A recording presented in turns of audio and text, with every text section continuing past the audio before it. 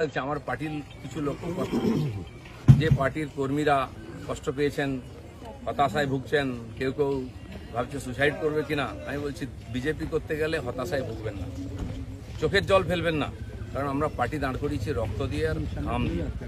যেন বিজেপির কর্মীরা পিছনে তাকায় না, ভয় পায় না, সন্দেহ করে না। যতদিন আমার মনের মধ্যে, আমাদের কর্মীদের মধ্যে সন্দেহ ছিল না, বিভেদ ছিল না, পার্টি এগিয়েছে। যেদিন থেকে এই ধরনের অপসংস্কৃতি ঢুকেছে তখন থেকে পার্টি পিছোচ্ছে। দিলীপ ঘোষ 42 বছর ধরে ঘরবাড়ি ছেড়ে সমাজের কাজ করছে, 10 বছর রাজনীতি করছে। দিলীপ ঘোষের দিকে আঙুল তোলার হিম্মত কারো নেই, না পক্ষে না বিপক্ষে। যে কোনো ধরনের আমি চ্যালেঞ্জ করছি। যাদেরকে আমি নিয়ে এসে নেতা বানিয়েছি, যারা বিজেপি দেশে করে খাচ্ছে, তাদেরই বেশি পেট ব্যথা হচ্ছে। যাদেরকে আমি নিয়ে এসে নেতা করেছি তারা খুব চিন্তিত ভবিষ্যৎ নিয়ে। পার্টির উপরে ভরসা রাখুন, চিন্তা করার কোনো দরকার নেই। আর দিলীপ ঘোষ পার্টি ছাড়বে কিনা, কোথায় যাবে, অনেকে দুশ্চিন্তাগ্রস্ত, অনেকে আনন্দিত। দুশ্চিন্তা করার দরকার নেই, আনন্দিত হওয়ার দরকার নেই। দিলীপ ঘোষ দরকার হলে রাজনীতি ছাড়বে, কিন্তু পার্টি ছাড়বে না, বিজেপি ছাড়বে না, এটা পরিষ্কার বলে দিচ্ছি। কিছু লোক হয়তো চাইছেন আমি পার্টি ছাড়লে জায়গাটা খালি হবে, সুবিধা হবে। সেটা হওয়ার চান্স নেই, কারণ আমাদের কাছে মিশন পশ্চিমবাংলায় যতদিন না রাজনৈতিক পরিবর্তন হচ্ছে, লড়াই চলবে। আর যে আমার লক্ষ লক্ষ সাথী 10 বছর ধরে আমার সঙ্গে লড়াই করেছেন, রক্ত দিয়েছেন, ঘাম দিয়েছেন, প্রাণ দিয়েছেন, পরিবারকে রাস্তায় বসিয়ে দিয়েছেন, সেটাই আমাদের কাছে প্রেরণা। কেউ বলছে 57 জন শহীদ হয়েছে, তারা ভাবছেন যে 21 সালে বোধহয় বিজেপি তৈরি হয়েছে। তা হয়নি, 257 জন শহীদ হয়েছে, রাজনৈতিক শহীদ। সেই শহীদ ভুলিনি, কারণ আমার সময় তারা প্রাণ দিয়েছেন। তার ফলে 77 সিট জিতেছিলাম। আজকে 1 ডজন এমএলএ আমাদের ছেড়ে চলে গেছে, এমপি চলে যাচ্ছে, পঞ্চায়েত, জেলা পরিষদ সমিতি চলে যাচ্ছে। কিন্তু আমি বলছি আমাদের বিচারধারা, আমাদের রাস্তা ঠিক আছে। ঘাবড়াবেন না, ভয় পাবেন না। বিজেপি ভয় পায় না বলে ভারতবর্ষে পরিবর্তন করতে পেরেছে। আমরা সেই পার্টির সংস্কৃতি মানি যে পার্টির প্রধানমন্ত্রী অটল বিহারী বাজপেয়ী কালীঘাটে গিয়ে মমতা ব্যানার্জির মায়ের পায়ে হাত দিয়ে প্রণাম করেছিলেন। আমরা সেই সংস্কৃতির লোক। মমতা ব্যানার্জি তখন আমাদের সঙ্গে ছিলেন, আর অন্যদিকে চলে গেছেন, শত্রু হয়ে গেছেন, এটা আমি মনে করি না। রাজনীতি আমার কোনো শত্রু নেই, আমি সবাইকে মিত্র করার চেষ্টা করি। আর মিত্র করেছি বলে ভারতীয় জনতা পার্টি এত বড় হয়েছে।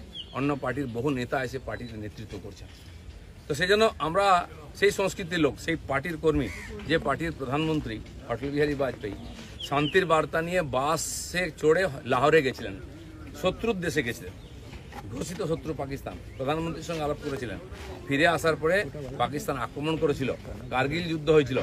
অটল বিহারীর হাত কাঁপেনি, মিরাজ পাঠিয়ে দিয়ে, সেনা পাঠিয়ে দিয়ে সমস্ত বাংকার গুঁড়িয়ে দিয়েছিলেন।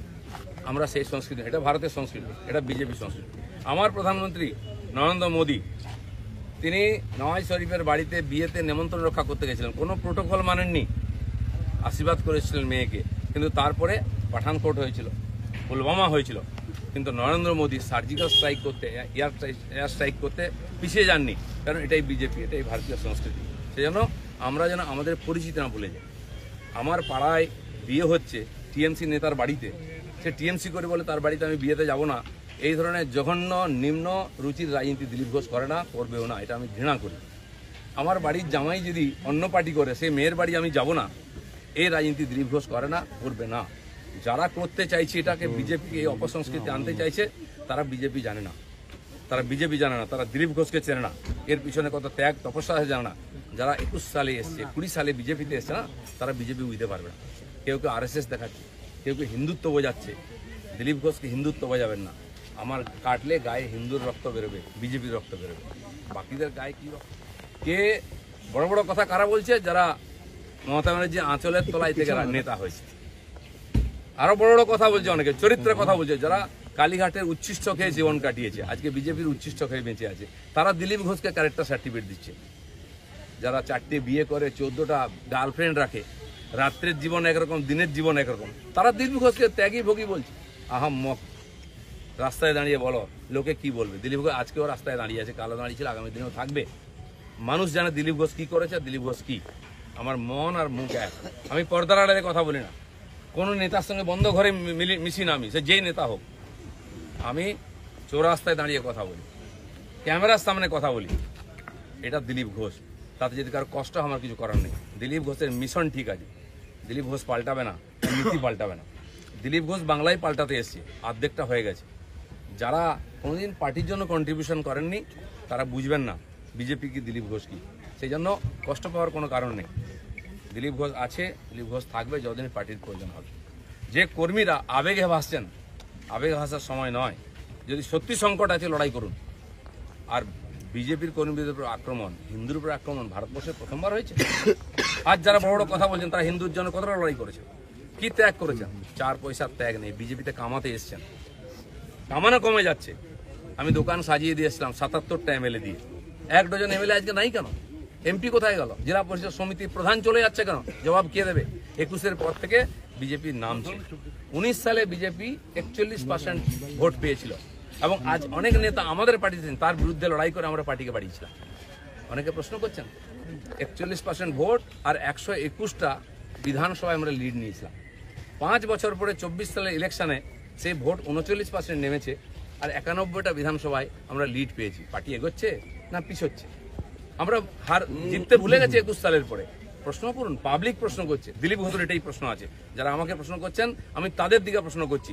আপনারা তো নীতি শেখাচ্ছেন, রাজনীতি শেখাচ্ছেন, হিন্দুত্ব শেখাচ্ছেন, কি দিয়েছেন সমাজকে? কেন পার্টি নেমে গেছে? 250 লোকের প্রাণের বিনিময়ে যে পার্টি দাঁড় করিয়েছিলাম সে পার্টি কোথায় আছে? কেন হারছি আমরা? কেন লোকে চিৎকার করছে?